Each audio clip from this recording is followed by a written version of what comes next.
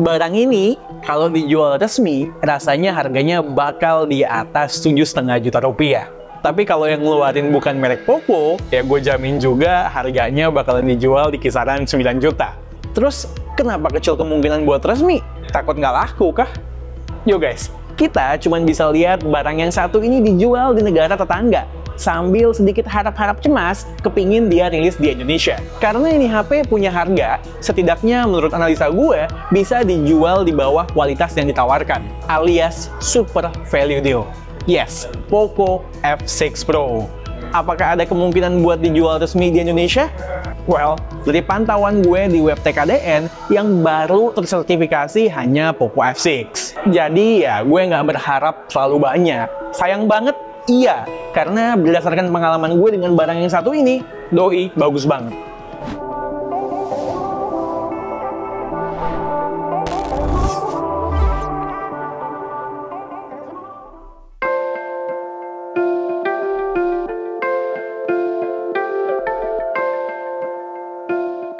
Gue nggak ngerti kenapa Poco nggak pernah mau dengerin saran gue.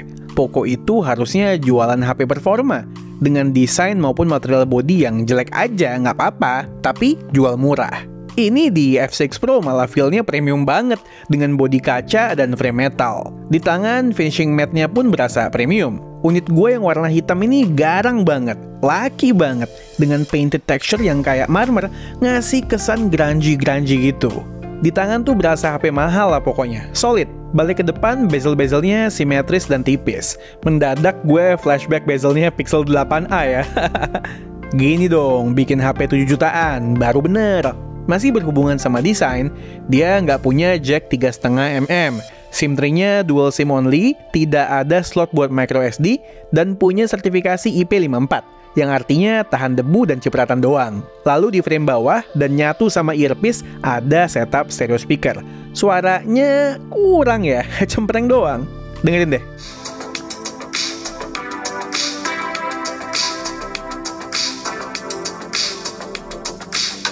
Oh ya, hampir lupa. Di bagian belakang ada sentuhan yang manis juga nih ya. Di lensa kameranya ada ring goldnya gitu. Kamera kalau dikasih aksen-aksen yang unik kayak gold ring begini, kesannya tuh outputnya tuh kayak bakalan bagus gitu loh. Penasaran? Yuk coba kita tes. Buat kamera selfie, Poco F6 Pro bisa merekam up to 1080p 60 fps seperti yang kalian bisa lihat ini, dan footage-nya stabil juga ya. Untuk kualitas gambar, gue nggak melihat banyak hal yang bisa gue komplain dari berbagai parameter ya, terutama ketika mengingat handphone ini jualan utamanya adalah performa. Untuk kamera belakang, yang bisa merekam up to 8K 24 fps dan juga 4K 60 fps hanya lensa utamanya saja. Namun demikian, kalau mau dapat footage yang paling optimal, stabil, itu ya di 4K 60 fps aja, supaya enak lah sambil jalan juga masih oke banget footage-nya. Terus untuk switching lensa, itu hanya bisa kita gunakan ketika kita sudah drop ke 1080p 30 fps. Bisa tuh pindah ke ultra wide maupun balik lagi ke main camera. Jepretan foto dari kamera utamanya surprisingly bagus. Tajam, punya warna yang eye pleasing tapi nggak lebay, dan image range-nya juga terjaga dengan baik. Masuk ke kondisi indoor dan backlight pun gue perhatikan masih oke, masih belum keteteran hasil jepretannya. Di low light kalau nggak jepret orang sih masih bagus fotonya, tapi ketika jepret orang, baru deh mulai ada degradasi soal kualitas fotonya, tapi sama sekali nggak jelek loh. Malahan masih bisa gue bilang termasuk oke ini mah. Lalu kalau bicara lensa ultrawide, 8 megapiksel doang. Sekedar cukup aja output gambarnya. Sedangkan untuk kamera selfie, processingnya ya udah pasti nggak sebaik kamera utama. Paling berasa tuh soal sharpeningnya. Saran gue, gunakanlah di sikon pencahayaan yang proper untuk output yang maksimal. So intinya, kameranya reliable. It's a Poco. Seperti yang udah berulang kami sampaikan di K2G, Xiaomi dan Poco makin kesini semakin ingin mendiferensiasikan produknya. Performa dan value ke Poco, Xiaomi urusan premium camera experience, dan Redmi tackle mass marketnya. Tapi sekali lagi jujur, ini hasil kameranya masih di atas ekspektasi gue. Kekurangan terbesar, tidak ada lensa tele di segmen harga ini. Cuman ya udah sih, namanya juga bukan jualan kamera. Ngomong-ngomong soal performa, apa iya performanya bagus? Ya iyalah, Snapdragon 8 Gen 2 gitu loh. SoC flagship tahun lalu diboyong ke ranah flagship killer. 8 Gen 2 ini menurut gue golden chipnya Qualcomm setelah Snapdragon 865 dulu. Performanya cakep, irit, dan lumayan adem untuk ukuran SoC flagship. Antutu 1,5 juta lebih. 3D Mark kasih stabilitas di atas 70%. Dibuat main Genshin Impact, well, ternyata nggak sestabil itu juga sih. Dia mulai throttling di menit 13. Naik turun gitu grafik FPS-nya karena udah menyentuh 44 derajat. Artinya, secara cooling, masih cakepan iQOO 11 tahun lalu yang sama-sama menggunakan 8 Gen 2. Tadi kan gue bilang 8 Gen 2 irit ya? Tapi ternyata nggak sesuai dengan apa yang gue dapetin di Poco F6 Pro ini dengan baterai 5000 mAh-nya. Under 6 jam dengan total uptime seharian. Tapi Poco ini kok kenapa lebih boros dari rata-rata HP 8 Gen 2 yang pernah kita coba ya? Mudah-mudahan by software update bisa ditingkatkan efisiensinya. Kalau habis, baterainya bisa diisi full dari kosong under setengah jam. Mungkin juga baterainya yang rada boros ini berhubungan dengan AMOLED displaynya yang enggak LTPO. Sementara HP-HP 8 Gen 2 yang gue coba tahun lalu, mayoritas sudah LTPO layarnya. Di sini layarnya cuman switching antara 60 dan 120 Hz saja kalau auto refresh rate-nya nyala. Udah gitu dia ekstra terang juga.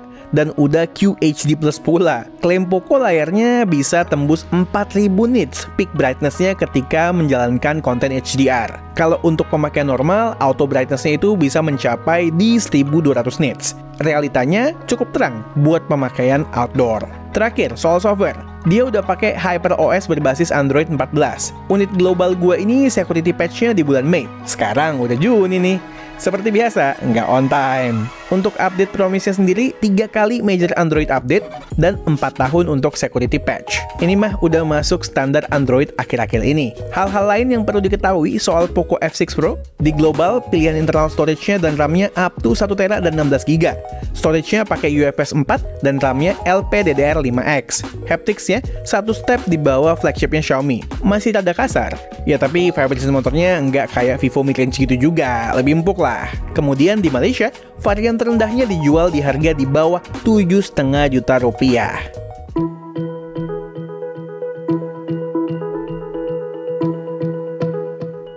Oke, itulah dia Poco F6 Pro. Sebenarnya, alasan kenapa kecil kemungkinan dia masuk resmi ke Indonesia sudah clear ya. Strategi Xiaomi akhir-akhir ini memang demikian adanya. Dia nggak akan masukin banyak varian dari sebuah series. Terlebih bila series tersebut harganya sudah menyentuh angka 6 juta rupiah.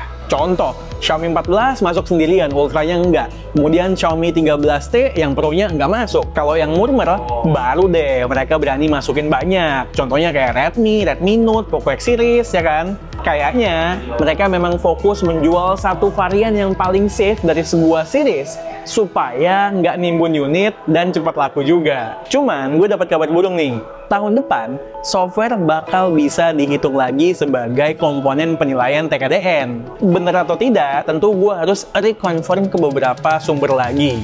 Cuman kalau ternyata bener, di tahun 2025 kita bakal banyak melihat varian flagship yang seru-seru. Sekaligus HP-HP kayak F-Series-nya Poco, flagship series-nya Xiaomi, flagship-nya Oppo, Realme, lebih banyak lagi varian yang akan dijual jadinya. Jangan lupa, berbagai brand yang baru saja menancapkan kukunya di pasar Indonesia nantinya bakal bisa lebih fleksibel lagi dalam menentukan jumlah unit yang akan dijual di tanah air. Oke, sekian aja video dari gue kali ini. Gue Satish and this is G2G. Tunggu test launch kami yang berikutnya. Bye guys!